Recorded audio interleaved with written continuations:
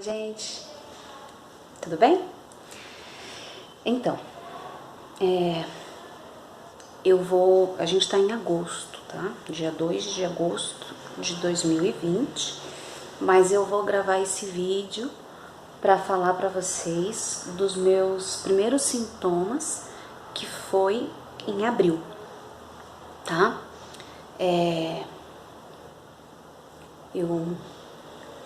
A gente entrou em quarentena, lembra? E eu tava dando aula online para os meus alunos. Então, eu dava aula para a turma da manhã, para a turma da tarde. Os meus filhos estavam em casa e à noite eu corrigia as atividades do dia e todas aquelas coisas que os professores que estão na quarentena vêm acumulando, que são, né, é uma mudança muito grande pra gente.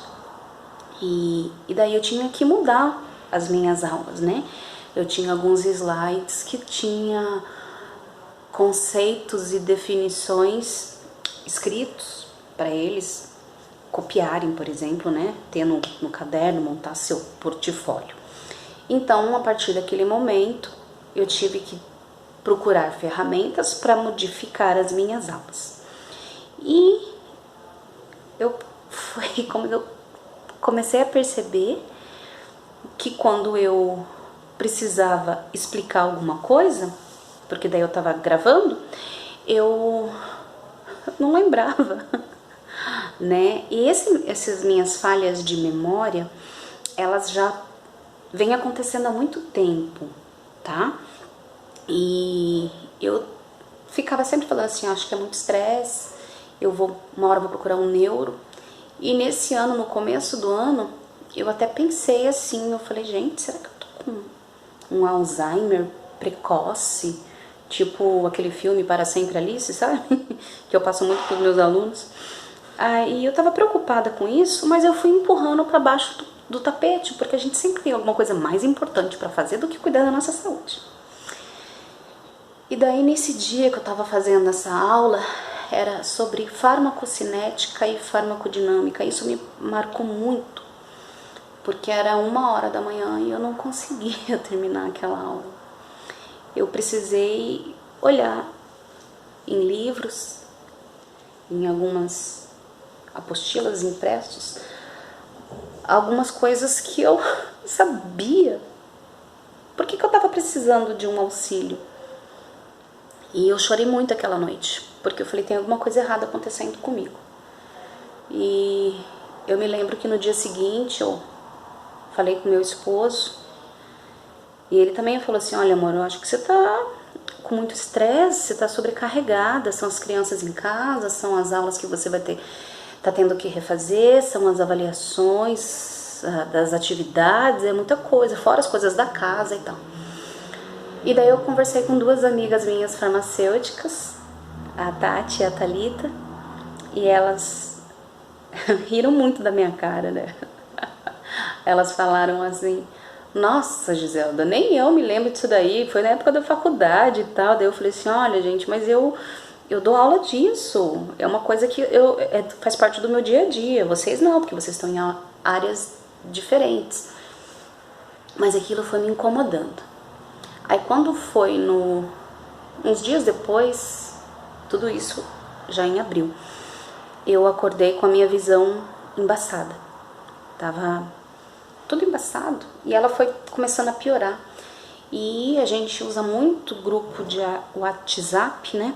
Eu comecei a falar para as pessoas assim, olha gente, não mande texto, mande áudio, porque eu não estou conseguindo enxergar. Eu até me lembrei de um vídeo, de uma piadinha de uma senhora que fala, mande áudio, mande áudio. Então, eu tava desse jeito, manda áudio, porque eu não tô enxergando. E daí as pessoas falavam assim, nossa, Gisela, como assim não tá enxergando, né? Não é que ficou tudo preto, começou a ficar tudo embaçado. E daí eu procurei um oftalmo, né? E ele me passou um óculos e eu voltei pra casa, fiz o pedido do óculos e enxergando cada vez mais. E até que chegou o óculos, eu coloquei o óculos e não mudou nada. Continuava piorando. Eu conseguia, por exemplo, ver as 2 primeiras letras da palavra, e daí eu ia olhando, virando a cabeça, porque esse lado não enxergava nada, para ler o resto da palavra.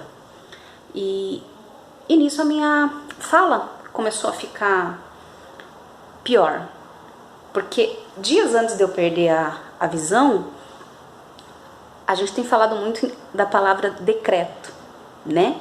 A gente fica esperando se vai sair o decreto da quarentena, não sei o que, não sei o que. E eu me lembro de estar falando com uma colega minha, mandando um áudio para ela, e eu errei a palavra decreto várias vezes, e outras palavras também. E daí, em uma das minhas aulas naquela semana, uma aluna falou para mim, eu errei algumas palavras, e ela falou assim: nossa, professora, a senhora tá errando bastante palavras, né? Será que não é neurológico? Ela falou pra mim, não vou me esquecer disso. Depois a minha irmã caçula também falou assim: Giselda, era pro óculos ter feito alguma diferença. Tem alguma coisa errada? Aí eu voltei no médico, no oftalmo. E ele falou assim: olha, Giselda, então vamos fazer uma campimetria. Eu nunca tinha feito campimetria. Então eu falei, tudo bem. Ele falou, olha, independente do resultado, eu vou pedir uma tomografia pra você. Eu falei, tá bom. Fiz um exame, voltei no consultório dele, daí ele falou assim pra mim: então, Giselda, eu achei que não ia dar nada, mas deu. Aí na minha cabeça inocente, que nunca tinha feito campimetria, o que eu pensei? Ah, então o óculos tá errado, né? Vai mudar esse negócio. Eu sabia que tinha alguma coisa errada. Ele virou pra mim e falou: olha, esse teu resultado é compatível com tumor de hipófise. Daí meu sorriso já congelou no rosto. E com aneurisma. Então eu vou pedir pra você uma ressonância do crânio, tá? Do encéfalo. Eu falei, tá bom. Era véspera de feriado. E por causa da quarentena, tava todo mundo trabalhando horários menores. Eu tenho 2 entefilhas, que elas são enteadas e filhas. E eu sou a madrasta, a boadrasta delas. E nesse dia elas estavam em casa com o Gustavo, fazendo almoço e tal. E eu ainda assim, sem enxergar, muito teimosa que eu sou, eu fui dirigindo até o oftalmo, né? E quando ele me deu a guia, ele já ligou no lugar onde fazia o exame e já falaram: não, pode, fala pra ela vir pra cá que a gente já vai fazer. Eu não senti o chão, mas eu tenho um hábito terrível, assim, de não conseguir dividir a dor, sabe? E pedir ajuda e tal. Tô trabalhando isso. Então, eu só mandei um áudio pra Vivian. Não lembro se foi pra Vivian ou se foi pra Gustavo. Acho que ele tava ocupado. E eu falei, olha, deu ruim. Deu ruim. Não é nos olhos o problema, é no cérebro. E eu tô indo pra tal lugar fazer um exame. E daqui a pouco eu volto pra casa. E desliguei o celular. Acho que eu mandei mensagem para minhas irmãs também. Entrei lá e eu tinha um piercing aqui na minha orelha, que eu fiz junto com minhas amigas, com a Pamela e a Marcele. E daí não conseguia tirar. E precisava tirar para fazer a ressonância, não pode ter nada de metal. Até que a moça conseguiu tirar e eu fiquei lá, fazendo a ressonância. Fui para casa. Daí liguei o celular, né? Fui dirigindo bem devagarzinho. Depois disso eu até entendi porque que eu já tava, acho que tendo umas falhas de visão, que eu quase atropelei um rapaz na rua e eu não tinha visto ele. Então, voltei pra casa. E daí era feriado, esperamos o resultado do exame.